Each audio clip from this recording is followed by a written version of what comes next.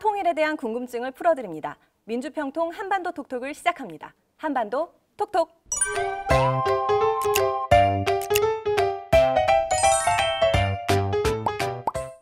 안녕하세요. 민주평화통일 자문회의 유튜브 채널 한반도 톡톡에 오신 걸 환영합니다. 지난 2018년 평양 공동선언 이후 어떤 변화가 있었는지 남북관계 일타 강사를 꿈꾸는 두 분 전문가 모시고 진단해 보도록 하겠습니다.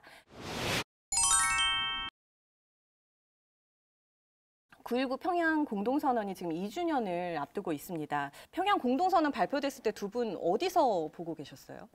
저는 방송국 스튜디오에서 보고 있었습니다. 생방송하고 있어가지고 출연 중에 그렇죠. 예, 뉴스 대담 출연 중에 그래서 집중력 있게 봤습니다. 저는 아무래도 주로 공부하는 게 군사 문제와 관련된 거기 때문에 그 9월달에 평양에서 남북 정상회담이 이루어지고 그 이제 양쪽의 그 공식 수행원으로 우리 국방장관하고 북한의 인민무력 상이 그 9.19 군사합의가 채택되는 그런 것들을 지켜보면서 야, 이게 통일은 몰라도 평화는 멀지 않았겠구나 이런 생각을 그때는 했었습니다. 정말 9.19 선언과 같은 그런 결과물이 그렇게 빨리 나오리라고는 그 누구도 예상하지 좀 못했던 것 같아요.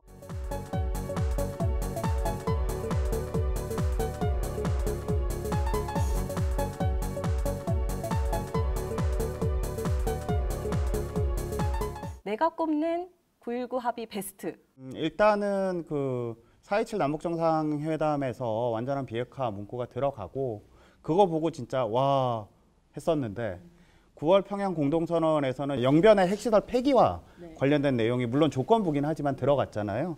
그런 것들을 보면서 와 진짜 이렇게까지 가는구나. 4.27 남북정상회담을 보면서 아 우리가 무엇을 상상하든 그 이상을 보여주는 거라고 생각을 했었는데 9월 평양 공동선언 같은 경우에는 그의 방점을 찍은 거다 이렇게 많이 느꼈었습니다. 평양 공동선언 그 5조 얘기하려고 했는데 손톱을 빠겼고 그건 정말 중요한 조항이었던 것 같아요. 완전한 비핵화 평화 문제에 대해서 남북한이 직접 정상이 합의해서 문구를 넣었다라고 하는 건 이제 그게 굉장히 좀 역사적 의미가 있었던 거고 저는 그 위에 있는 4조 다양한 분야에서의 협력 그중에 이제 4조 2항 분야 2032년 서울 평양 공동올림픽 하자. 그러니까 미래 비전 정확하게 2032년이라는 시한을 정해놓고 구체적인 비전과 계획을 선포했다는 것.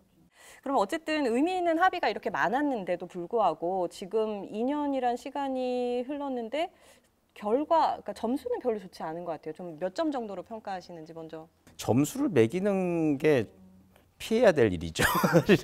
예, 정말 이행 성적 자체로 놓고 본다면은 아직은 한 60점 정도 되는 상황인 거죠. 지금 보행자 작동 신호등 보고 있는 그런 느낌인 것 같아요. 이렇게 횡단보도가 만들어져 있어요. 건너가면 되는데 이게 자동으로 때가 돼서 제도화돼가지고 시기별로 이렇게 깜빡깜빡해서 내가 때가 되면 건너갈 수 있는 게 아니라 눌러서 작동시켜야 되는 그런 상황. 이제인 건데 오늘 양쪽도 지금 잘 버튼을 지금 못 누르고 있는 상황. 혹은 우리는 누르고 있는데 고장 났거나 다른 상황 때문에 파란불이 지금 안 켜지고 있는 그런 상황. 이제 그렇게 생각이 됩니다. 저는 군사 분야에만 한정해서 말씀을 좀 드리면 먼저 점수. 점수는 시작이 반이다. 반보다는 훨씬 더 많이 됐기 때문에 저도 뭐 60점이나 70점 이 정도는 줄 수 있을 것 같습니다. 이미 이행되고 있는 것들이 상당히 많습니다. 그러니까 뭐냐면 그동안 남북한이 사실 촛불위를 겨누고 휴전선을 기준으로 해서 뭐 육상이나 해상이나 공중에서 모두 다 이렇게 치열하게 대치를 하고 있었는데 GP도 일부 철수하고 그다음에 양쪽이 특정한 구역을 설정해 놓고 그게 비무장지대보다는 훨씬 더 넓은 구역들을 설정을 해놓고 그 안에서 위협적인 행동들을 하지 않기로 약속을 했고 그것들이 뭐 올해 6월에는 남북관계가 굉장히 안 좋아지는 상황에 갔음에도 불구하고 그런 것들을 계속 끊임없이 양쪽이 지키고 있기 때문에 기본적으로 한반도 평화라는 관점에서 보면 조금 더 단단해졌다고 생각을 하고요. 저는 지금 말씀하셔서 생각이 났는데 그 2018년도 11월에 그 화살머리 고지 있잖아요. 거기서 남북 군인이 만나서 악수를 했던 그 장면이 굉장히 인상적이었어요.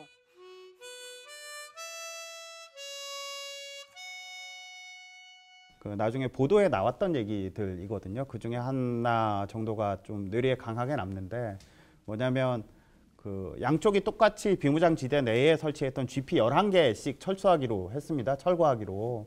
근데 북한은 폭파하는 방식으로 철거를 했고 우리는 이제 중장비가 동원돼서 가서 뜯어내는 방식으로 철거를 했거든요. 근데 북한은 폭파하는 방식이니까 폭파했다. 우리 쪽에서도 관측이 될 수 있고요. 근데 우리는 뜯어내는 방식으로 하다 보니까 시간이 상당히 오래 걸렸어요. 북쪽보다는 상대적으로. 근데 우리가 그 해에 11개를 철거하기로 했는데 다 못하고 10개만 했거든요. 이거 왜 하기로 해놓고 안 하냐? 북쪽에서 항의를 했거든요. 예비비나 이런 게 책정되지 있질 않아서 이거는 지금 당장은 못한다 이렇게 설명했던 그런 내용이 좀 아쉬운 부분으로 남아 있습니다. 또 그러면 정 교수님은 어떤 장면이 가장 기억에 남으시나요? 2018년도 연말로 기억이 되는데 철도 연결을 위해서 현지 조사단이 떠나던 날.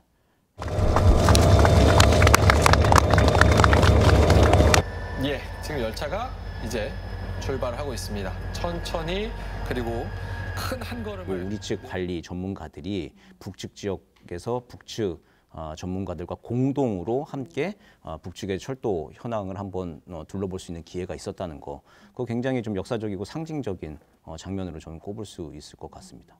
그 내용만 놓고 보자면 정말 남북관계 역사의 한 획을 긋는 말씀하셨던 것처럼 그런 합의안들이 많은데 안타깝게도 지금 사실 개점 휴업 중인 그런 부분들도 많이 있는 것 같아요. 남북이 합의해서 바로 이행을 하면 되는데 이제 남북 관계라고 하는 게 한반도 문제라고 하는 게 남북한 당사자주의로 지금 끝나는 구조가 아닌 거죠. 그래서 특히 북한의 비핵화 문제 때문에 이제 미국을 비롯한 국제사회의 입김과 영향력이 상당 부분 작용하고 있죠. 그중에 특히 핵심인 북미 관계. 그러니까 북한의 입장에서는 어쨌든 그 남한하고 협력하는 것도 중요한데 최종 종국적으로는 미국과 회담을 벌이고 합의를 해서 제재 완화도 하고 안전 보장도 받고 해서 이제 개방화된 정상국가로 나와야 하는 것이거든요. 그런데 이제 북미 관계가 이제 하노이 노딜 이후로 다 지금 그냥 경색 국면 들어갔잖아요. 그러면서 이제 남북 관계도 같이 그냥 이제 멈춰버린 상태, 이제 그렇게 된 것 같습니다. 저는 그 남북 관계나 한반도 정세가 경색됐다고 표현하는 건 조금 이렇게 미래지향적이지 않다 표현이라도 경색보다는 조정 국면에 들어갔다. 어디 뭐 경제 쪽에 계신 분이 그런 말씀을 알려주시더라고요. 증시가 올라갈 때도 있고 떨어질 때도 있는데 떨어져서 저점까지 떨어지기 전까지 치고 올라가기 전까지는 장기 조정 국면 뭐 이렇게 표현을 한다. 남북 관계도 지금 그런 거 아닐까? 4월 27일 날 판문점 회담 이후에 제가 제일 많이 이렇게 데자뷰처럼 머릿속에 떠올랐던 게 2000년 남북 정상회담입니다. 그러니까 그 전까지 냉전기에 있었던 남북 간의 대립과 대결과 반목과 그런 것들을 2000년 남북 정상회담이 한 번에 허물고 이제 남북 관계를 새로운 단계로 진입을 시켰다고 평가들을 많이 하잖아요. 실제로 진입시킨 거는 남북한 사이에 당국간 회담이 그 뒤에 지속적으로 열렸기 때문에 가능했던 일이라고 생각을 하거든요. 그런 측면에서 보면 2018년 남북 정상회담 3차례나 이루어졌고 그것들이 충분히 중요하지만 그 뒤에 남북 당국간 회담이 제대로 이루어지지 못하고 남북 정상회담들을 준비하는 차원에서만 이루어진 성격이 매우 강하기 때문에 그런 측면에서는 사실 남북 관계가 발전하지 못한 이유를 오히려 저는 남북한 사이의 관계에 조금 더 집중해도 좋을 것 같다는 생각은 하고 있습니다. 그렇군요. 알겠습니다. 그 9.19 공동선언에 대한 어떤 북한의 입장이 무엇인가도 좀 궁금해요. 그 북미 회담을 성공시키는 게 그게 이제 중요한 이제 목표였던 거죠. 그게 전부는 아니지만, 그리고 또 우리가 중재자 역할을 하겠다라고 자임하고 나섰잖아요. 중재자 역할을 할 수 있는 카드를 준 게 평양 공동선언 제5조의 내용들이죠. 이제 이걸 가지고 우리는 이제 미국에게 북한이 이렇게 약속을 했다. 만나보라 하면서 이제 계속 북미 정상회담도 한 번 더 하고 그렇게 됐던 거죠.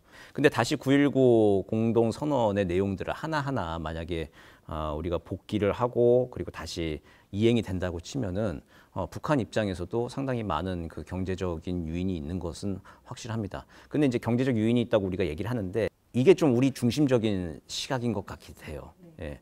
철도로 연결 같은 거 보면은 우리 입장에서는 굉장히 좀 급한 거죠.